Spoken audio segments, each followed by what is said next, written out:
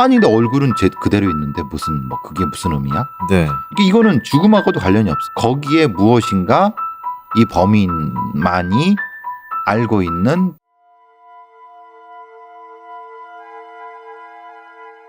28분. 누군가에게는 잠시 쉬는 시간이 될 수도 있겠지만 누군가에는 삶과 죽음을 가르는 고비일 수도, 누군가에게 남을 속이는 알리바이가 될 수도 있는 시간. 그렇게 28분으로 운명이 갈렸던 2019년 11월 17일 토요일. 그날 밤 11시 48분 파주 경찰서에 신고 전화가 접수됐습니다.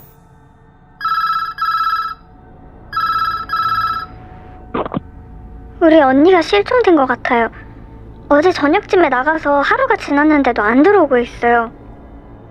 실종 신고된 여성은 당시 32살의 양씨. 그녀는 파주에 있는 도서업체에서 근무하고 있었습니다. 특별한 일 없이 직장 생활을 하고 있던 그녀는 11월 16일 저녁 6시경 집을 나선으로 소식이 끊겼습니다. 휴대폰 위치 추적을 했더니 양씨 휴대폰이 11월 16일 밤 7시 40분경에 일산 탄현역 주변에서 꺼진 것을 확인했습니다. 휴대전화를 끄고 어디로 사라진 것일까? 혹시 말 못할 고민이 있어서 극단적인 선택을 한 것은 아닐까? 하지만 지인들은 양씨가 그럴 리 없다고 했습니다. 병원 가려고 예약도 해놨었고 저랑 여행도 가기로 되어 있었는데 극단적인 선택을 할 리가 없어요. 언니한테 무슨 일이 생겨서 실종된 게 틀림없어요. 단순 가출부터 사고까지 여러 가지 가능성을 두고 수사하던 경찰. 그렇게 그녀가 사라진 곳 일대를 수사하던 도중 현장에서 수십 킬로미터 떨어진 가평의 낚시터 근처 슈퍼에서 그녀의 흔적을 발견했습니다. 11월 24일 아침 11시에 슈퍼 인근 화단 땅속에 푹 들어가 박혀있는 신용카드를 발견했는데 실종된 양씨의 카드였습니다. 함께 발견된 양씨의 운전면허증, 또 그 주변에서 무언가 태운 흔적도 발견됐습니다. 경찰은 수사 범위를 살인사건으로 확대하고 인근 지역으로 수색 작업을 벌였습니다. 수색 중 무언가 묻은 듯 땅이 뒤집어진 흔적을 발견했고 그곳에 시신이 있을 수 있기 때문에 훼손되지 않도록 조심스럽게 땅을 파헤쳐 내려갔습니다. 곧 둥그렇게 웅크린 여성의 모습이 드러났습니다. 옷을 하나도 걸치지 않은 완벽한 나체 상태로 묻혀있던 여성. 겨울이라 부패가 진행되지 않아 신원을 바로 파악할 수 있을 것으로 기대했습니다. 그런데 그게 이 사체 10손가락 모두 지문이 훼손되어 있어서 현재로서는 신원 확인할 수가 없습니다. 범인이 예기 등을 이용해서 제거한 것으로 보고 있습니다.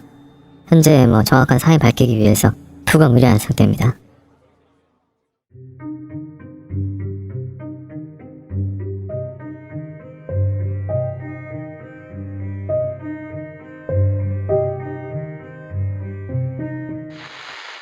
안녕하세요. 이곳은 크라임. 저는 진행과 연출을 맡고 있는 김PD입니다. 여러분 반갑습니다.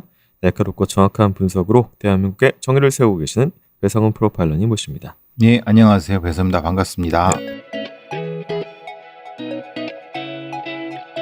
크라임은 내 식탁 위에 제주 한 그릇, 제주 해녀밥상과 함께하고 있습니다.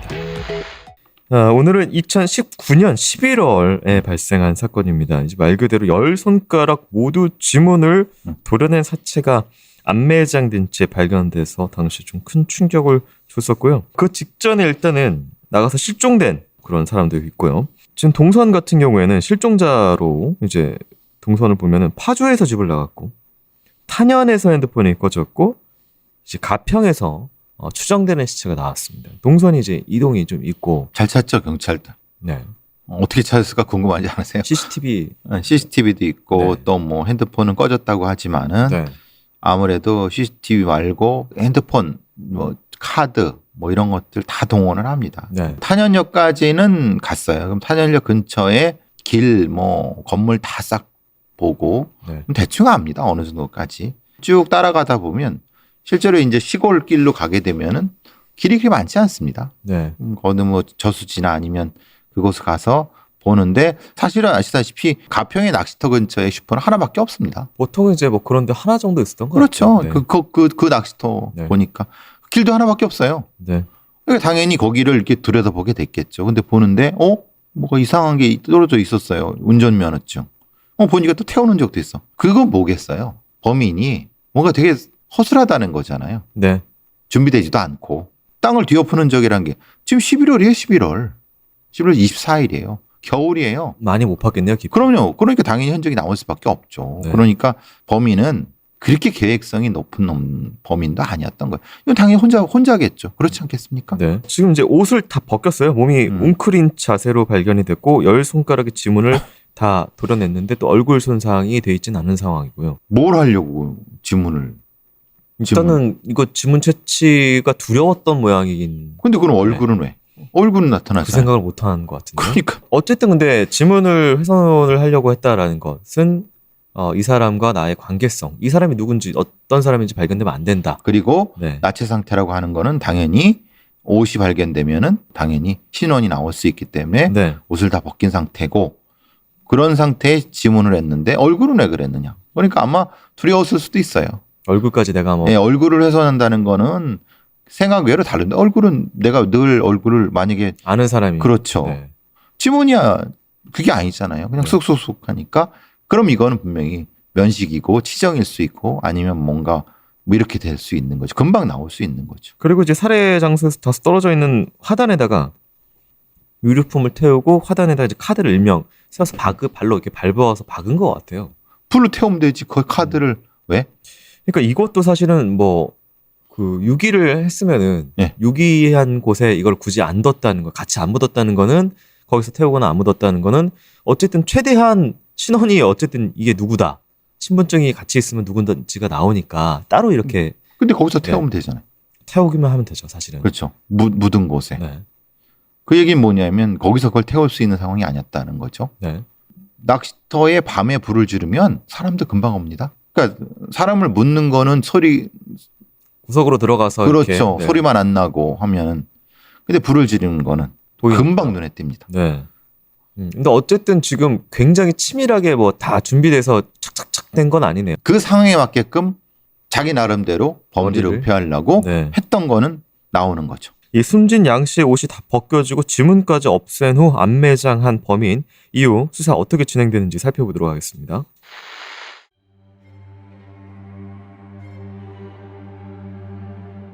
경찰은 숨진 피해자 양 씨의 시신을 정밀 부검 의뢰했고 그 결과 목을 졸린 흔적이 남아있고 사인은 경부 압박 질식사로 봅니다. 정액 반응은 없었고 성범죄의 흔적은 발견하지 못했습니다.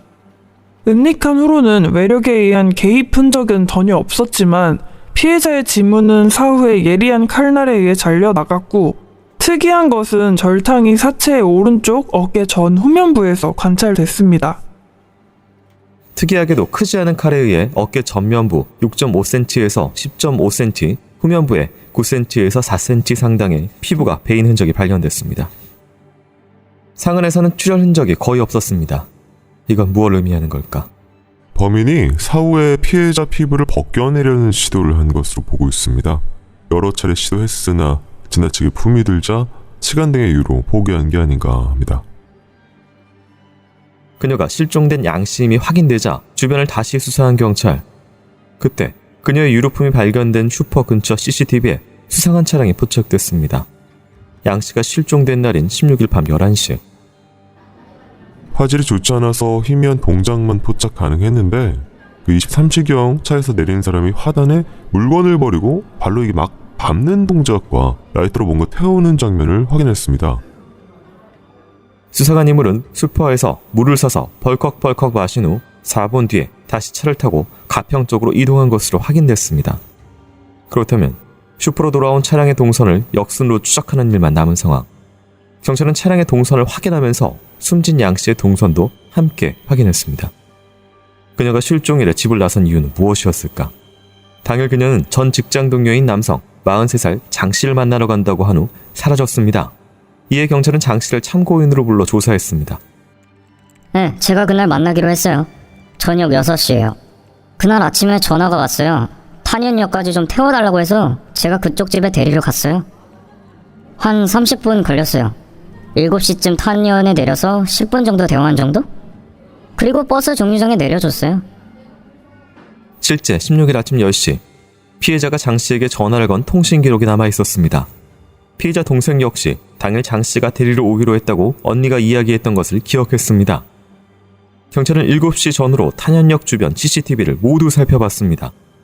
하지만 아무리 찾아도 그 시간 장 씨의 소형 SUV 기종 차량은 보이지 않았습니다. 장 씨는 그때 정말 양 씨와 탄현에 있었던 것일까?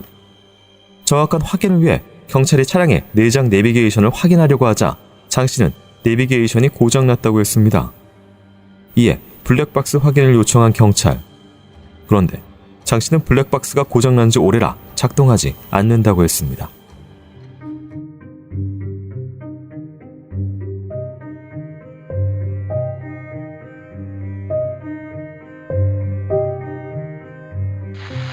네, 나체로 발견됐고 여성이기 때문에 혹시나 어떤 성 관련된 범행 흔적이 있냐 봤더니 그런 것은 발견하지 못했고, 사인이 경부 압박 질식사로 나왔습니다. 이제 특이한 게 이제 6에서 6.5cm에서 10.5cm 이게 가로 세로입니다. 폭.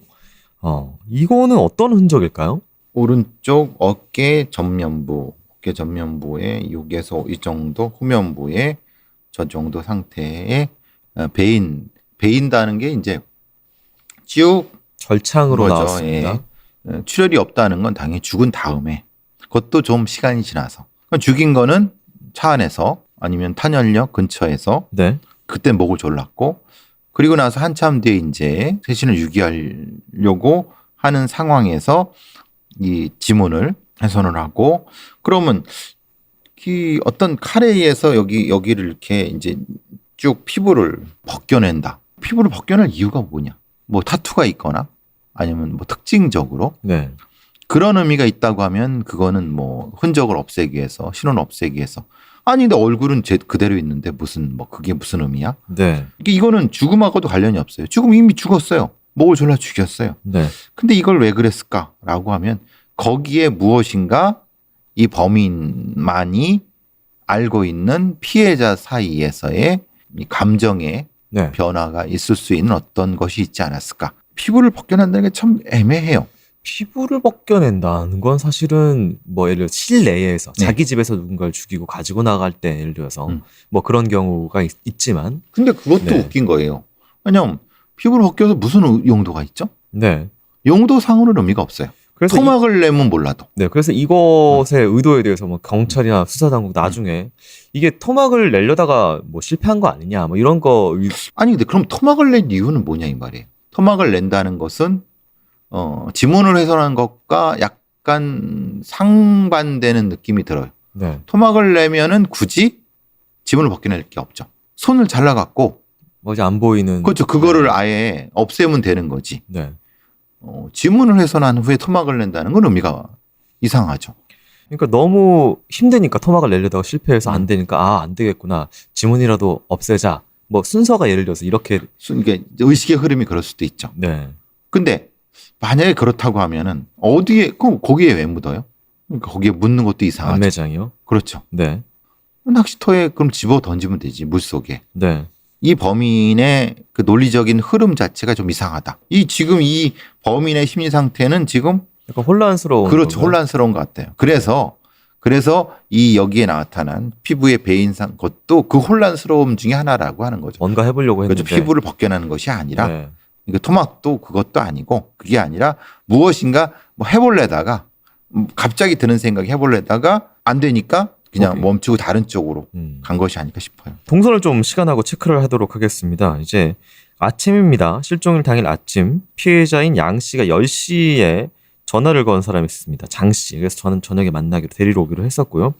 저녁 6시가 넘어서 장 씨가 태우러 갔다고 합니다. 저녁 7시에 탄현역에 도착을 했고 버스 정류장에 한 10분 정도에 내려다 줬다라고 진술을 합니다. 근데 없잖아요. CCTV에 나오지 않고요. 밤 7시 40분 일산 탄현에서 양 씨의 피해자의 핸드폰이 꺼집니다. 그리고 1시간 반 뒤인 가평에서 누군가 양 씨의 신분증을 유기하는 장면이 찍힙니다. 이 동선 시간대 구성하고 이상한 점 체크해야 될 부분이 뭘까요? 팩트부터 하면은 탄현에 7시 40분쯤에 CCTV에 나타났어요. 원래는 7시쯤 대충 탄현역 주변에 있을 거라고 했는데 그때 없었어요. 없었어요. 근데 그보다 조금 시간 지난 뒤에 핸드폰이 끊깁니다. 핸드폰이 끊긴다는 건 껐다는 거잖아요. 아니면 뭔가 다 피해자가 끈 건 아닐 테고. 그렇죠. 그런 네. 상태라고 하면 그때쯤은 이제 범인이 피해자를 살해했다. 그럼 살해한다는 건 뭐냐? 지하 주차장이라든가 아니면 으슥한 지금 11월 24일이니까 7시쯤은 어두울 거예요. 길도. 네. 그러니까 그쯤에서 살해를 하고 거기서부터 생각을 해서 떠오르는 대로 낚시터? 자기가 자주 가는 이런 쪽으로 알리바이를 만들기 위해서 이동하지 않았을까? 장 씨 같은 경우에는 차량 내비게이션 시간이 고장나서 당일 이제 이동 동선이 확인 안 됩니다. 또 이제 말한 시간에 실제 본인이 얘기한 7시에 그 장소에 본인 소형 SUV 차량이 등장하지도 않고요. 무엇보다 블랙박스가 고장난 채 오래 다녔다라고 하는데 그건 모르죠. 뭐 지가 고장을 냈는지 그거야 뭐 사후의 일이니까. 네. 근데 이제 뭐 예를 들면은 저 같은 경우도 블랙박스가 고장나면 그 사이에 혹시 뭐 사고가 날 수도 있으니까 최대한 빨리 수리를 하려고 노력을 할 텐데 뭐 그런 것도 없고 그렇죠. 그냥 필이면 또 이동을 찍히는 내비게이션도 없고 그리고 실제로 그쯤에 CCTV도 없는데 다행히도 7시 40분쯤에 체크한 게 나타나고 그걸 통해서 아마 와스 추적을 했을 가능성이 높은데 그래서 나중에 가평 쪽에서 네. 나타난 그러면 9시 10분이니까 1시간 한 30분 정도? 네. 쉽게 이동할 수 있습니다. 이 와스라고 하는 시스템하고 뭐 어떤 건지 좀 잠깐. 와스는 이제 실시간 수배 차량 추적 시스템인데요. 네.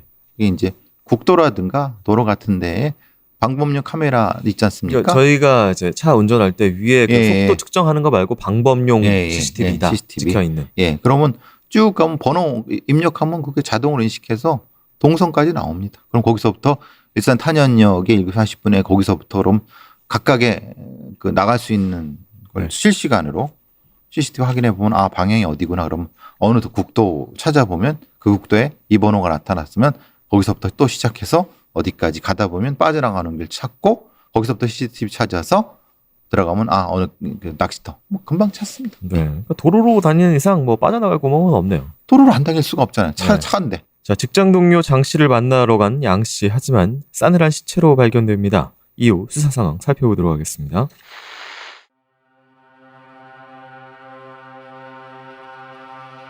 장 씨는 사건 당일 양 씨와 차에서 10여 분 정도 이야기를 나눈 후 양 씨를 내려줬고 바로 낚시를 하러 갔다고 진술했습니다.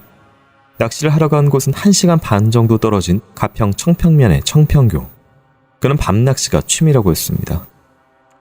낚시하러 가는 길이라서 태워준 거고요. 저는 그 이후에 그 사람이 어디로 갔는지 뭘 했는지 모릅니다. 주변에 낚시광으로 알려진 장 씨. 그는 그날 밤 청평교에서 누워 낚시를 했다고 진술했습니다. 모든 것이 완벽해 보이는 그의 알리바이. 하지만 그 완벽함 속에 작은 틈새가 있었습니다. 루어 낚시는 찌 낚시랑 달리 물속으로 들어가야 됩니다. 뭐 거의 배꼽까지 물에 들어가서 하는 건데 밤 11시간 넘는 시간에 그것도 11월? 추운 강에서 루어 낚시하는 사람 별로 없죠. 11월 중순 한밤. 강물의 온도는 뼛속까지 저릴 만큼 차갑습니다. 그런 상황에서 물속에 들어가는 루어 낚시를 했다고 진술한 장 씨.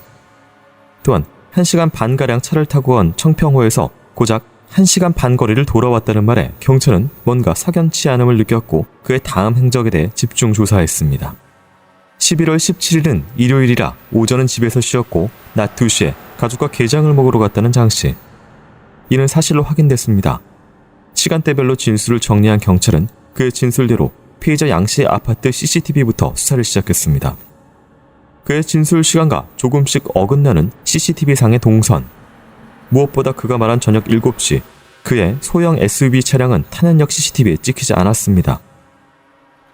탄현역 주변에 있는 CCTV에는 장 씨의 차가 나타나지 않았고 대신 7시 14분가량에 일산 모 빌딩 주차장에서 장 씨의 차량을 발견했습니다.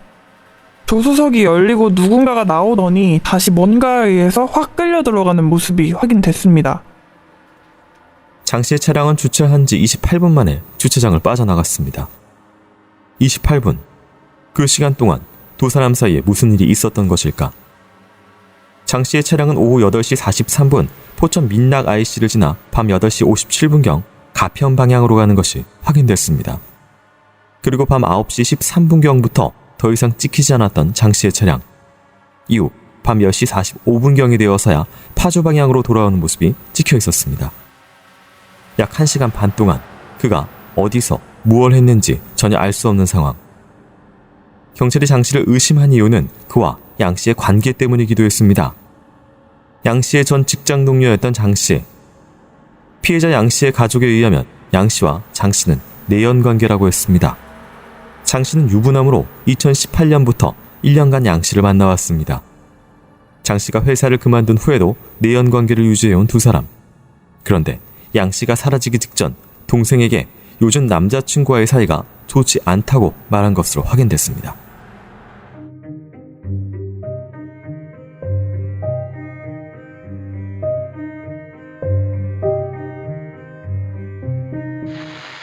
네, 이제 당시에 본인이 이야기한 1시간 반 거리의 청평호에 갔다는 이야기, 루어 낚시, 동선 이런 진술들에 대해서는 어떻게 보실까요? 거짓말이죠.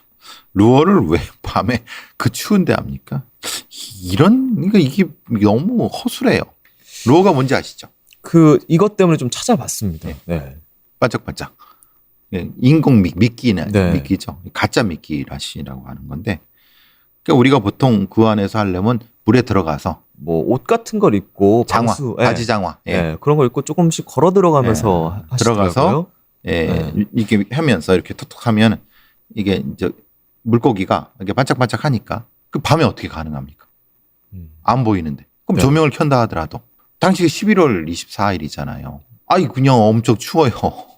그리고 만약에 했다고 하면은 그거 잠깐 하고 올 생각이 보통 낚시하는 사람들이 이렇게 안 해요. 가면은 밤새 하루 뭐 당연히 1박 2일이죠. 가서 아니 낚시꾼들은 거기서 앉아갖고 몇 시간씩 막. 그렇죠. 네. 이 사람 밤낚시 좋아한다고 하는데 그 밤낚시를 해야지 그거 잠깐 1시간 낚시하고 온 거잖아요. 그 이동 시간은 3시간이고요. 말도 안 되는 거죠. 이건 100% 거짓말이죠. 차량 동선도 어쨌든 지금 시신 발견 위치가 가평이기 때문에요. 동선도 비슷하고 행동과 진술도 일치하지만 이게 예를 들면 이제 본인이 얘기한 시간대하고 CCTV상 시간대가 조금씩 안 맞죠. 예. 뭐 사람을 죽이는 거야 10분 내로 죽일 수 있는데 그건 의미가 없어요. 지금 문제는 이 피해자가 돌아가셨을 수 있는 범행을 당했을 수 있는 그 시간대가 중요한 거예요. 그 시간대에 이 사람이 이 장 씨가 거기에 있었느냐? 네. 이게 중요한 거죠. 아니 탄현역에 간다며 네. 거꾸로 일산 다른 빌딩 주차장에서 나와네. 경찰들도 어쨌든 그 만났으면 장 씨는 차고 이 피해자는 그걸 기다리고 있었을 수 있으니까 그 근처에 있는 건물들을 다 본 거죠. 건물 단지들이 중요합니다. 네. 넓은 앞 주차장들이 있기 때문에 그래서 이런 식으로 추적을 했을 겁니다. 지금 이제 누군가 나오려다가 다시 차 안으로 끌려 들어갔다. 이제 누군지는 확인이 안 됐는데. 그리고 나서 이 두 명이 그럼 차에 타 있는 상황이고 이 차는 지금 9시 13분경 CCTV 상에를 완전하게 벗어나기 전까지 멈추거나 누군가 내리는 적이 없습니다. 그리고 1시간 반 뒤에 나타납니다. 이거는 뭐 사실은 그렇다면 이미 죽었던 거죠. 시신을 그렇죠. 싣고 다녔다. 그렇죠. 그럴 수밖에 없죠. 둘 사이의 치정 관계로 이제 주변에 있는 사람들을 통해서 확인이 됐고요. 내용 관계. 네.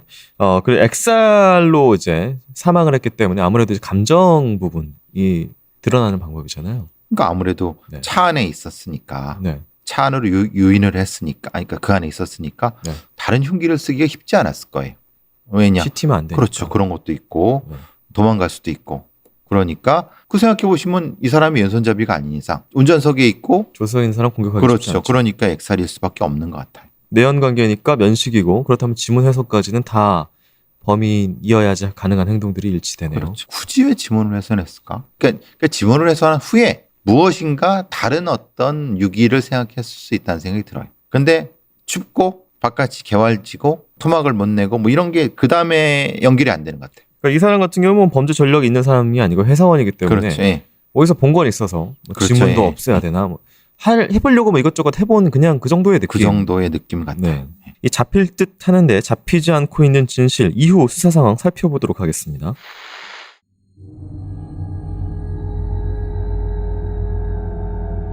청평으로 낚시를 간다던 그가 가평으로 향한 이유에 대해 묻자 당일 함께 있던 사람이 실종됐는데 낚시 나간 이상한 남자로 비추어지면 안 된다 싶어서 거짓말을 좀 했습니다.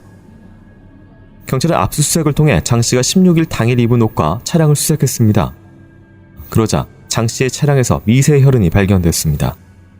장 씨는 한참을 고민하더니 수사관에게 진실을 털어놨습니다.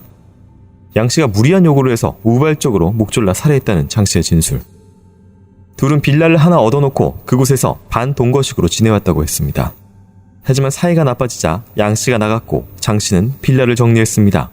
제가 빌라를 한 1억 4천 정도 주고 팔았어요. 그중에 4천만 원을 달라고 하는 겁니다. 세컨으로 사는 것도 억울한데 그 정도는 줘야 되는 거 아니냐면서 그 돈을 안 주면 아내한테 이 사실을 다 얘기할 거라고 해서 저도 모르게 살해했습니다. 2018년부터 내연관계였던 두 사람. 하지만 1년이 지나자 다툼이 잦아졌습니다. 점차 내연녀 양 씨가 부담스러웠던 장 씨는 그날 차 안에서 돈 문제로 다투다가 양 씨가 뺨을 먼저 때리자 격분해서 목을 졸라 죽였다고 진술했습니다.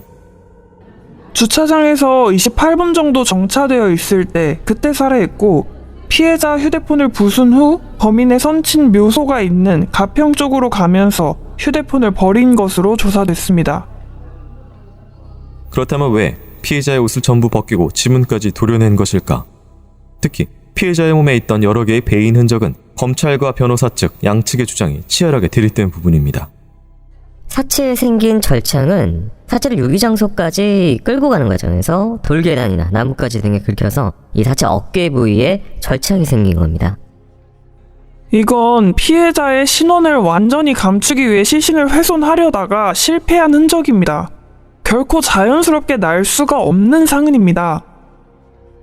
변호인 측은 우발적인 살인이었기 때문에 지문 훼손도 차량에 있는 5cm 길이의 접이식 칼을 썼고 사체를 매장할 때도 도구가 아닌 두 손으로 직접 구덩이를 팠다고 주장했습니다. 나체 상태였기에 혹시 성폭행을 시도했던 것은 아닌지 의문이 있었으나 사체에서 그런 흔적은 발견하지 못했습니다. 이 부분에 대해 특별한 진술을 하지 않은 장 씨. 옷을 벗기고 지문을 도려낸 속내는 오직 장 씨 본인만 알고 있습니다.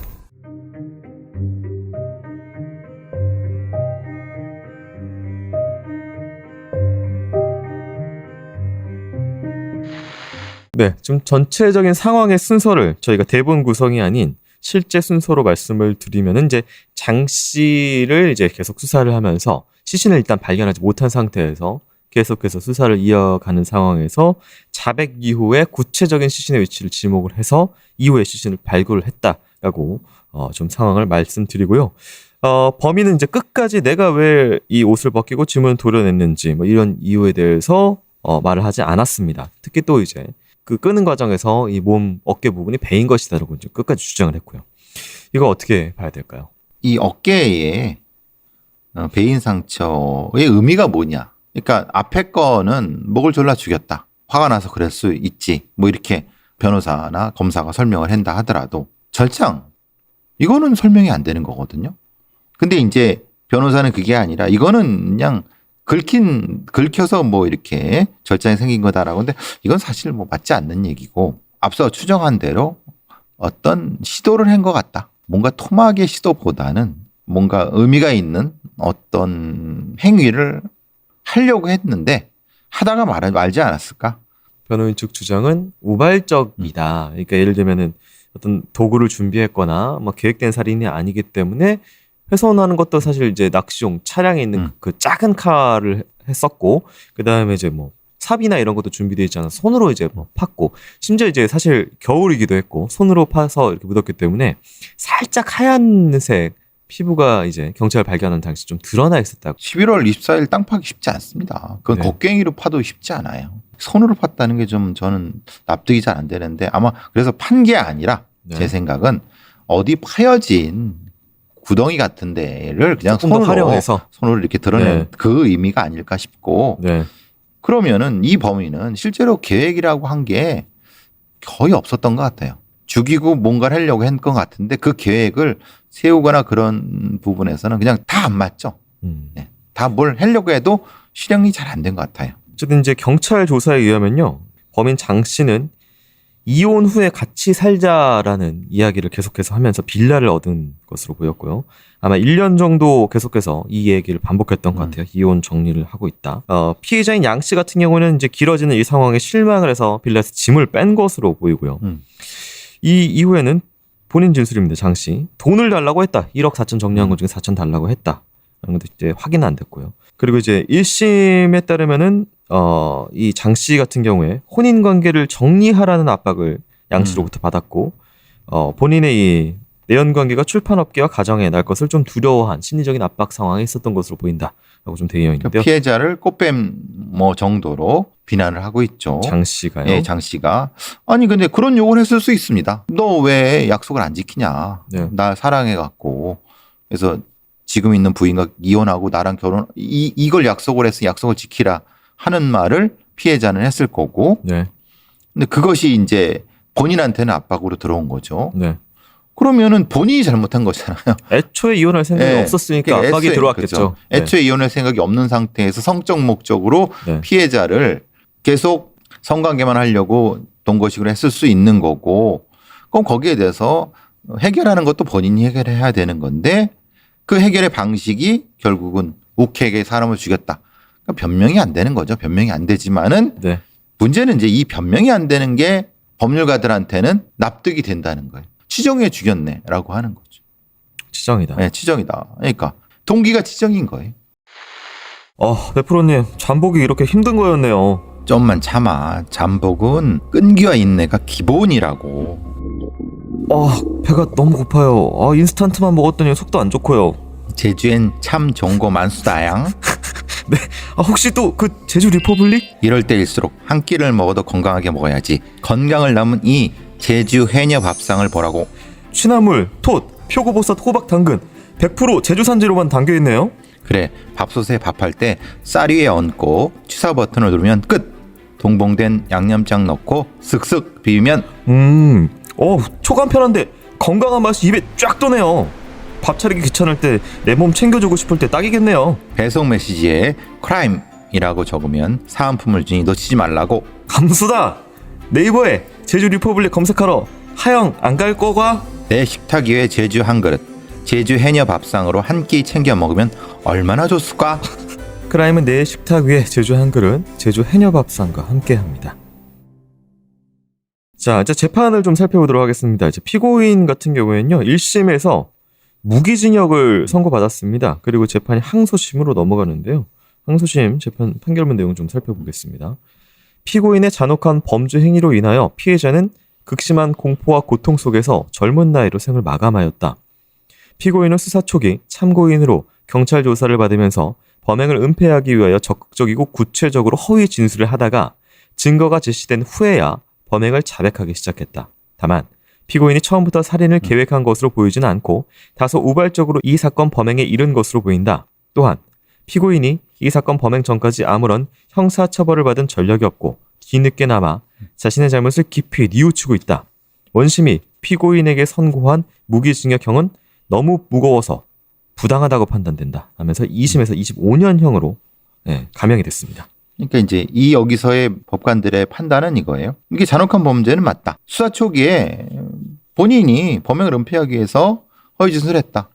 근데 사실 이것은 우리가 생각하기엔 괘씸하다고 생각할 거잖아요. 형량이 높아질 거라고 생각하잖아요. 네. 아니 그렇지 않습니다. 그냥 범인이 자기 변명을 하는 행위는 네. 형량이 이렇게 반영되지 않습니다. 근데 문제는 네. 그 뒤에요.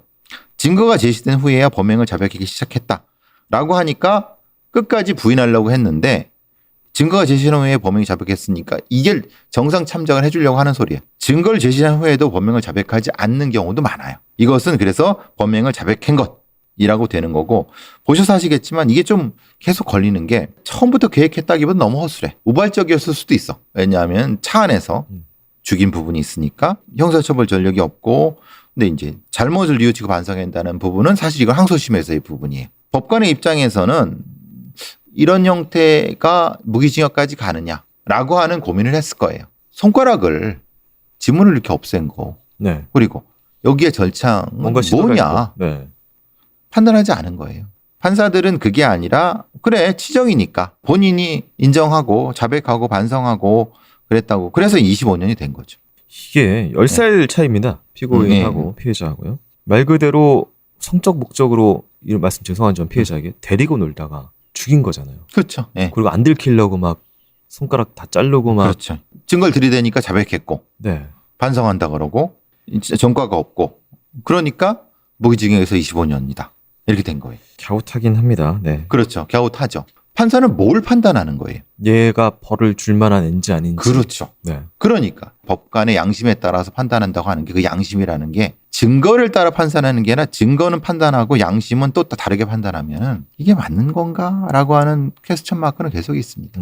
피고인 같은 경우는요, 이제 피해자가 원인을 제공했다. 그러니까 뭐 돈이라든지 압박이라든지 이렇게 이 얘기를 계속 얘기를 합니다. 근데 판결문에 이런 내용이 있습니다. 가정불화 등으로 곧 이혼하고 자신만을 사랑하여 줄 것처럼 행동하는 피고인의 언행을 피해자가 순수한 마음으로 믿고 정신적으로는 물론 육체적으로도 피고인과 연인관계를 장기간 유지하면서 심지어는 경쟁업체 직원인데도 피고인 업체의 이익을 위해 상당한 노력을 기울여 줬으며 단지 순수한 애정관계를 요구하는 과정에서 다소 과격한 언사를 사용한 바가 있음이 확인될 뿐이다 라고 특별하게 나쁜 의도로 뭔가 한 것은 확인되지 않았다. 피해자가 네, 사랑만 요구했을 뿐이다 라고 좀 적혀 있어서 굉장히 좀 씁쓸한. 그러니까 네. 그러면 딱일 때리고 막 뭐 소위 말하는 꽃뱀 짓을 했다고 가해자가 얘기하잖아요. 네.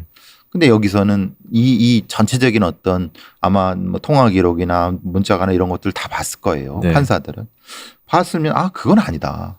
꽃뱀 같지 않다. 그러니까 진짜 저 남자가 나 이혼하고 나랑 결혼할 사람을 생각하는 거다. 그런데도 불구하고 가해자는 꽃뱀으로 죽였죠. 몰아서 죽였잖아요. 네. 그러면 이건 굉장히 범죄의 질이 안 좋은 거거든요. 그런 걸 단순히 치정으로 이렇게 하는 거는 이거는 좀 저는 좀 납득이 안 돼요. 이런 것 또한 사랑이라고 믿고 마음 상해하다가 끝내 그 사람의 손에 목숨을 잃은 고인. 굉장히 젊은 나이입니다. 고인의 명복을 빕니다. 오늘 방송 여기서 마치도록 하겠습니다. 교수님 수고 많으셨습니다. 수고하셨습니다.